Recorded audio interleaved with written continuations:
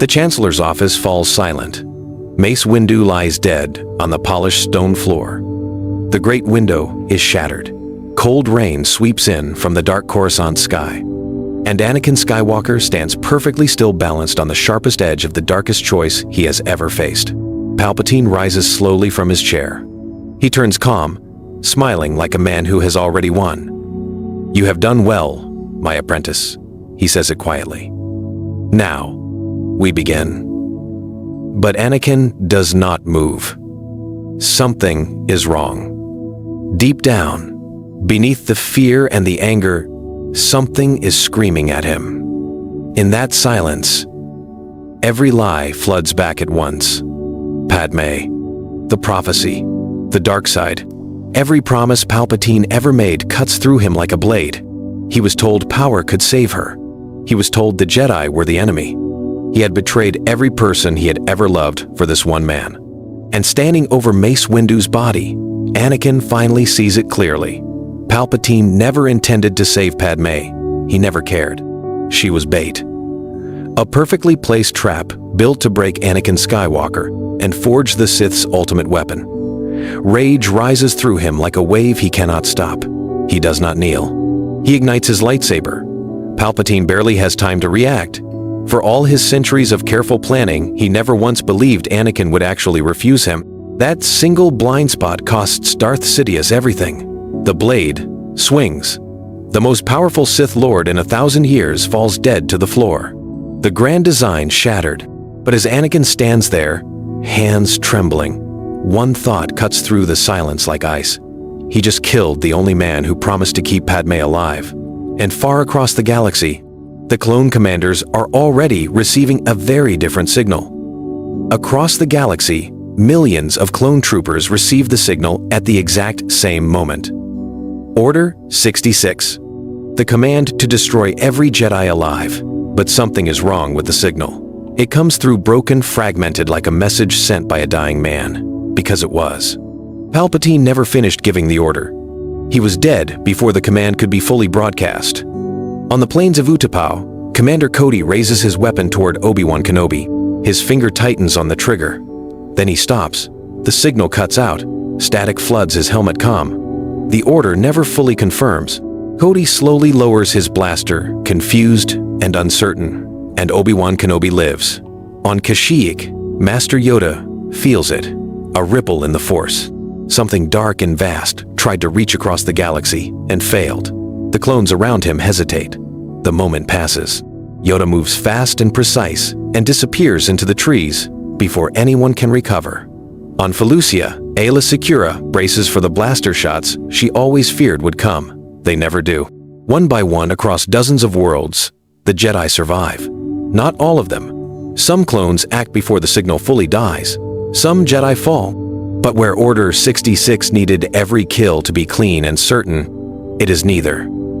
The Sith's greatest weapon. The entire clone army fractures without a clear master to command it. Within hours, surviving Jedi begin making quiet contact, piecing together what little they know. The Chancellor is dead. The clones are confused. And the war that was supposed to end tonight is suddenly something no one can explain. But then a single name comes through on every channel: Anakin Skywalker. And the reports coming in are unlike anything the Jedi Council ever expected to hear.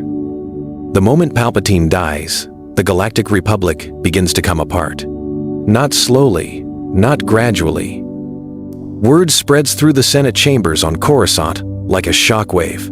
The Supreme Chancellor, the man who held the Republic together through a decade of war, is dead, and no one agrees on what happens next. Pause. Within hours, the Senate floor erupts. Senators who spent years quietly obeying Palpatine's every order suddenly find themselves without a master. Some demand emergency elections.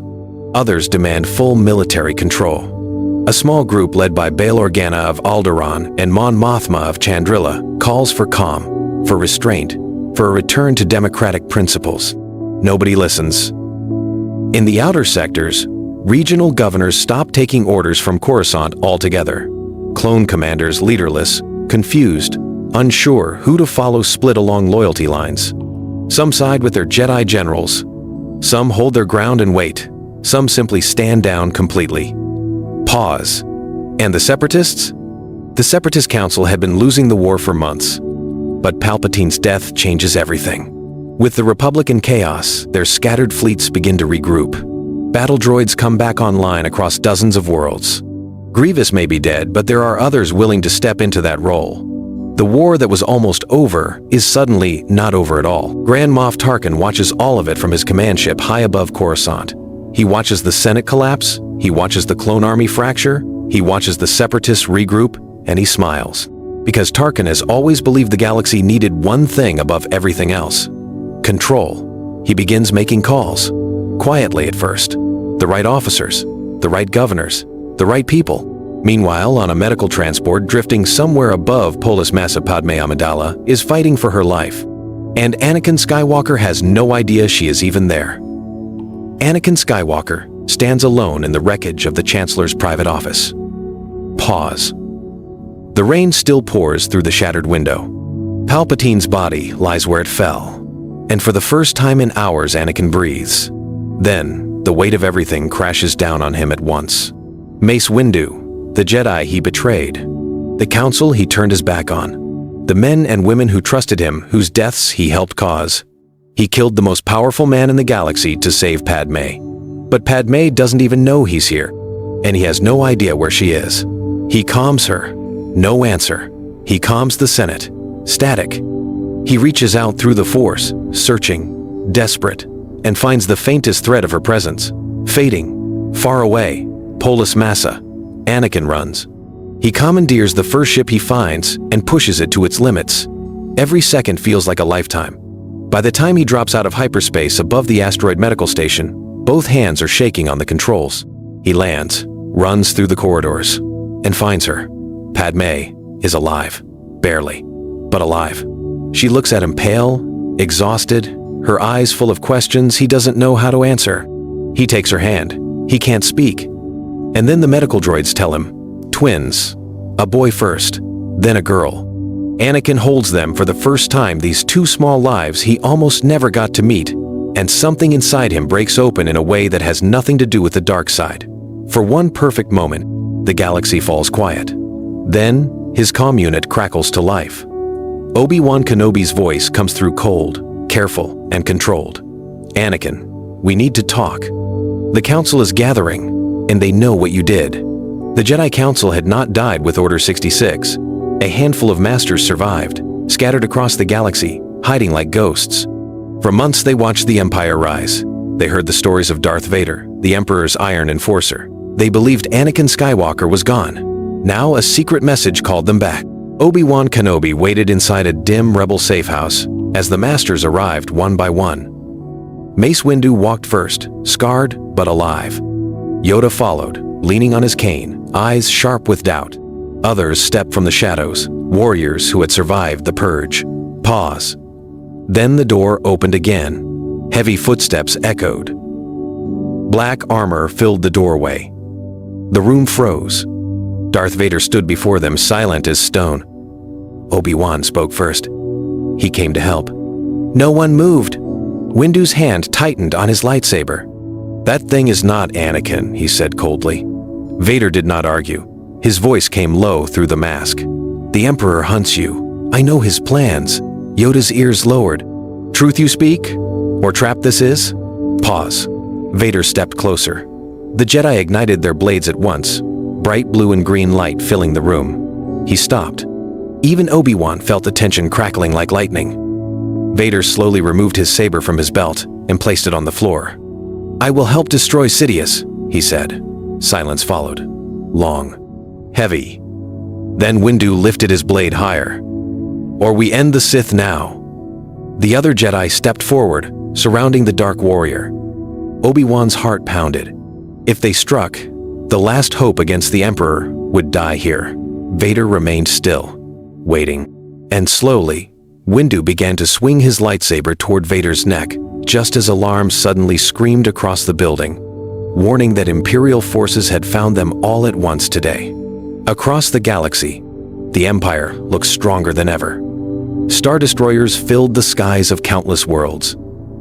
Stormtroopers marched through cities. Fear kept systems in line. But deep inside the Imperial command structure, power was shifting. Pause. Grand Moff Tarkin had been watching carefully. For months he studied the growing cracks inside the Empire. The Emperor had become distant. His attention was fixed on secret enemies and dark plans. Darth Vader had vanished from the public eye. To Tarkin, that meant only one thing: opportunity.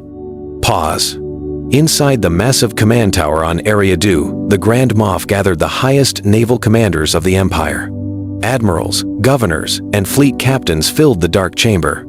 Tarkin stepped forward slowly, his cold eyes scanning the room. "The Emperor is weak," he said calmly. The officers froze. No one dared speak. Tarkin continued. "He hides behind shadows while rebellion spreads. The Empire requires strength, leadership, order." A large hologram suddenly lit the room. Rows of Star Destroyers appeared in formation.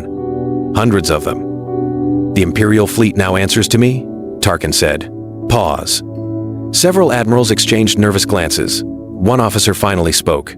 "This is treason against the Emperor." Tarkin did not raise his voice. "No," he replied. "This is survival." Outside the tower windows, the sky darkened. More Star Destroyers arrived above the planet, the largest fleet ever assembled by the Empire. Every ship under Tarkin's command. Pause. Across the galaxy, emergency signals began spreading through Imperial channels. Fleet commanders received a new order. Not from the Emperor, not from Vader, from Tarkin. A single message repeated on every Imperial frequency. "The Emperor has lost control of the galaxy. Effective immediately, I assume command of the Empire." Pause. But far away, deep within the shadows of Coruscant, the Emperor felt the disturbance. And slowly, Darth Sidious began to smile. The alarms inside the safe house continued to scream. Imperial forces were closing in from every direction. Starfighters roared overhead. Troopers surrounded the building, but inside the room, no one moved. Pause. Mace Windu's lightsaber still hung in the air, inches from Darth Vader's neck. Then the alarms grew louder. Obi-Wan stepped forward quickly. "We don't have time for this." Windu did not lower his blade. "This creature helped destroy the Jedi Order." Vader remained perfectly still. "I destroyed the Jedi because Sidious commanded it," he said through the mask. The room went silent. Pause. Yoda stepped closer, studying him. "Choice, always there was," the old master said quietly. Vader turned his helmet slightly toward him. "And now there is another." Outside, explosions shook the building. The first Imperial dropships were landing. Pause. Obi-Wan activated a hologram projector. The image of the galaxy appeared above the table. New Imperial signals flashed across the map. Tarkin's fleets were spreading. Worlds were already surrendering. "Civil war has begun," Obi-Wan said. The Jedi understood immediately. If Tarkin gained control of the fleet, the Empire would become even more brutal than before. But if the Emperor crushed him, Sidious would become unstoppable. Pause. Windu slowly lowered his lightsaber, but his eyes remained cold. "You expect us to follow you now?" he asked Vader. "No," Vader answered. "I expect you to survive." He stepped toward the hologram and pointed at the spreading fleets. "Tarkin will burn half the galaxy to prove his power." Then Vader looked directly at the Jedi. "But Sidious will destroy the entire galaxy to keep it." Pause. Outside, blaster fire erupted as stormtroopers stormed the building. Vader ignited his red lightsaber. The blade filled the room with crimson light. "Decide quickly," he said, "because they are already here." Blaster fire tore through the safe house walls. Stormtroopers flooded the lower floors, their boots pounding against metal corridors. Explosions shook the building as Imperial forces forced their way inside. Pause. Inside the chamber, the Jedi ignited their lightsabers. Blue, green, purple, and one blade of burning red. For a moment, the sight felt impossible. Jedi and Sith standing together. Pause. "Defensive positions," Mace Windu ordered. The Masters moved instantly, forming a tight circle around the entrance. Obi-Wan stood beside Vader, both facing the hallway where the first stormtroopers would appear. Yoda closed his eyes briefly. "Strange. The Force feels tonight." The first troopers rushed in. Blaster bolts filled the room. Lightsabers moved like lightning. Pause. Vader stepped forward. His red blade cut through the stormtrooper line with brutal precision. 2 soldiers fell before they could fire. A third was thrown against the wall with a wave of the Force. The Jedi watched him carefully. Every move was powerful, controlled, but different. Not the rage they expected. Pause. Obi-Wan noticed it first. "He's holding back," he whispered. Vader heard him. "I am choosing," he replied.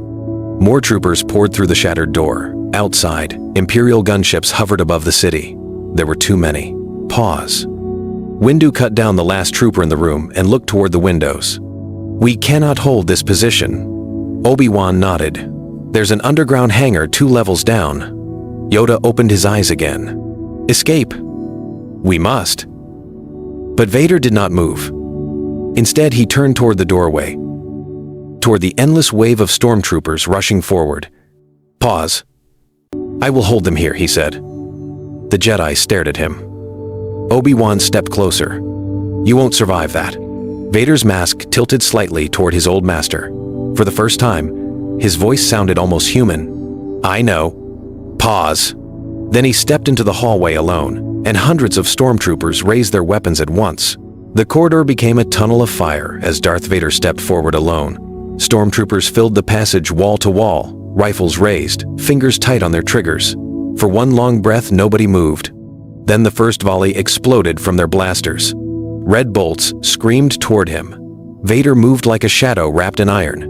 His crimson blade spun once, twice, deflecting fire back into the ranks ahead. Troopers dropped instantly. Behind him, deep inside the safe house, the Jedi hesitated.